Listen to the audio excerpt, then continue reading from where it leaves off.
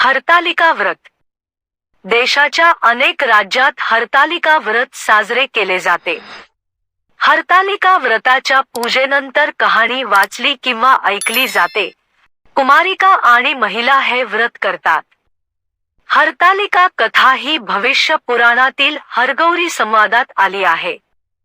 देशाच्या अनेक राज्यात हरतालिका व्रत साजरे केले जाते.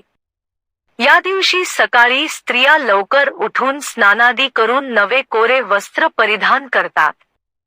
साज शृंगार करतात. पूजेसाठी चौपाटावर केळ्याच्या पानांचा मंडप करून त्यात वाळूचे शिवपिंड करतात किंवा शिव पार्वतीची प्रतिमा ठेवतात. त्यावेळी सुहागिनीचा सर्व सामान चढवला जातो. रात्री जागरण करून स्त्रिया खेळ खेळतात, गाणी म्हणतात किंवा भजन कीर्तन करतात. शेवटी कथा ऐकली जाते आणि आरती म्हणतात. एके दिवशी शंकर पार्वती कैलास पर्वतावर बसले होते. पार्वतीनं शंकराला विचारलं, महाराज, सर्व व्रतात चांगलं व्रत कोणतं? श्रम थोडे आणि फळ पुष्कळ असं एखादं व्रत असलं तर मला सांगा आणि मी कोणत्या पुण्याईनं आपल्या पदरी पडले हेही मला सांगा. तेव्हा शंकर म्हणाले, जसा नक्षत्रात चंद्र श्रेष्ठ, ग्रहात सूर्य श्रेष्ठ, 4 वर्णात ब्राह्मण श्रेष्ठ, देवात विष्णू श्रेष्ठ, नद्यात गंगा श्रेष्ठ, त्याप्रमाणे हरतालिका हे व्रत सर्वात श्रेष्ठ आहे ते तुला सांगतो. तेच तू पूर्वजन्मी हिमालय पर्वतावर केलंस आणि त्याच पुण्यानं तू मला प्राप्त झालीस ते ऐक. हे व्रत भाद्रपद महिन्यातला पहिल्या तृतीयेला करावं. तू लहानपणी मी तुला प्राप्त व्हावे म्हणून मोठं तप केलंस. 64 वर्षे तर झाडाची पिकलेली पानं खाऊन होतीस. थंडी, पाऊस, ऊन ही तिन्ही दुःख सहन केलीस. हे तुझे श्रम पाहून तुझ्या वडिलांना फार दुःख आणि अशी कन्या कोणास द्यावी अशी त्याला चिंता पडली.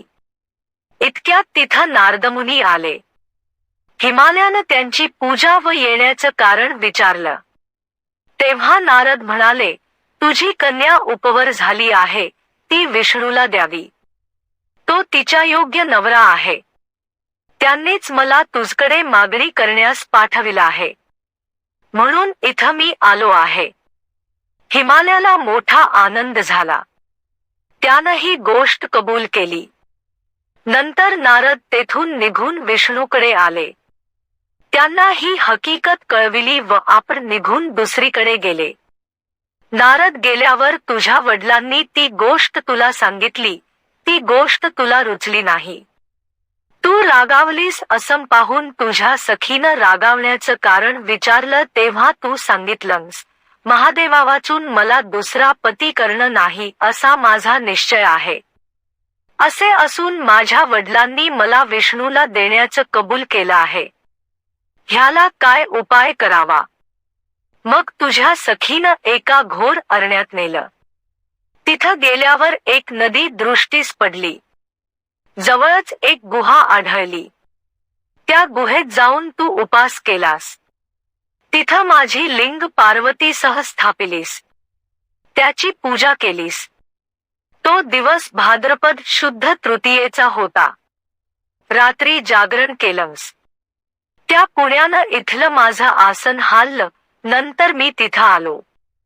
तुला दर्शन दिलं आणि वर मागण्या सांगितलं.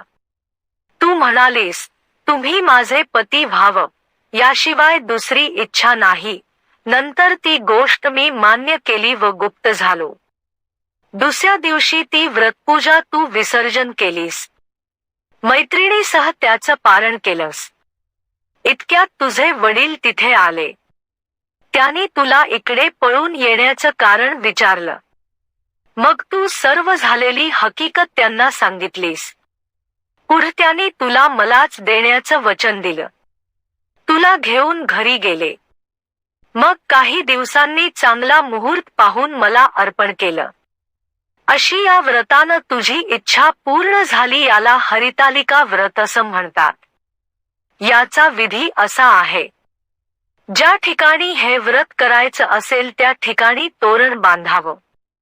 केळीचे खांब लावून ते स्थळ सुशोभित करावं.